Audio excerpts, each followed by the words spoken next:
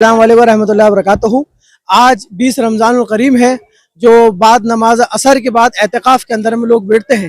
वो ये ताक रातें हैं 21, 23, 25, 27, 26 तारीख की।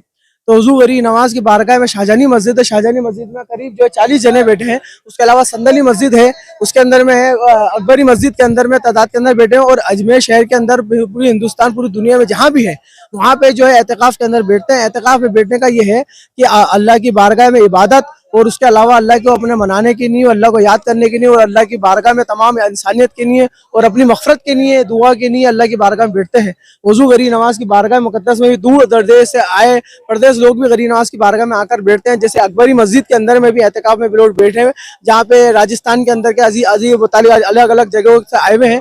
और अजमेर शहर में भी, और अजमेर शहर में जितनी मस्जिद है अंदर को बड़बाव केगल जहाँ पर भी है, सब जाकर पे एतकाफ़ के अंदर बैठते हैं। और ये मस्जिद का हक है। तो साल में एक बार रमजान शरीफ आते हैं, जो 20 तारीख से चांद रात तक बैठेंगे। जब चांद हो जाएगा ईद का, तो ईद का चांद होने के बाद में वो उठ जाएंगे। चाहे वो रात को खबर आए, चाहे वो फजर से पहले, जब भी आए वो ईद मनाई जाएगी।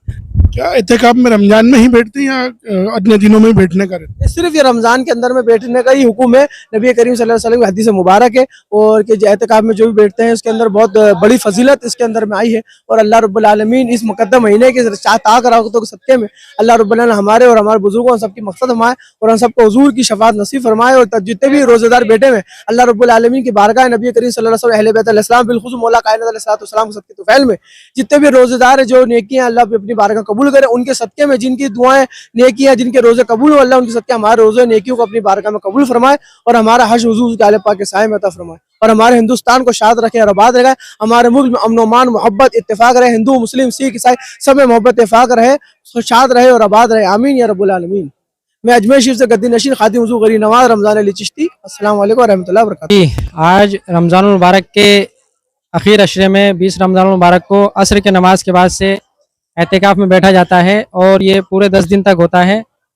एहतिकाफ़ के अंदर पूरे 10 दिनों तक मस्जिद में ही रहा जाता है। सिर्फ ज़रूरियात के लिए बाहर जाते हैं, उसके अलावा 24 घंटे मस्जिद में ही रहकर इबादत की जाती है और चांद देखकर एहतिकाफ़ से उठा जाता है।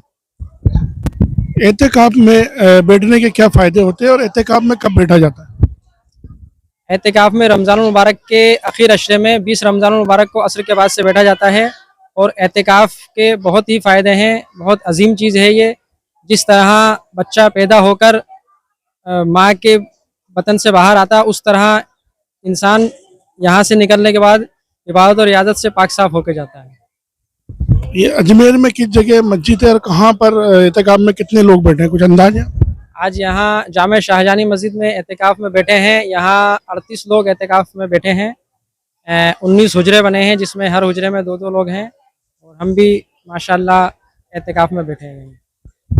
शाहजानी मस्जिद के अलावा क्या और भी कहीं मस्जिद है जहाँ पे एहतिकाफ में लोग बैठे?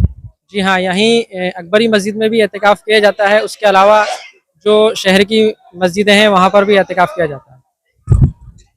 आपका नाम बताइए। जी, अब्दुल कादिर मुल्तानी।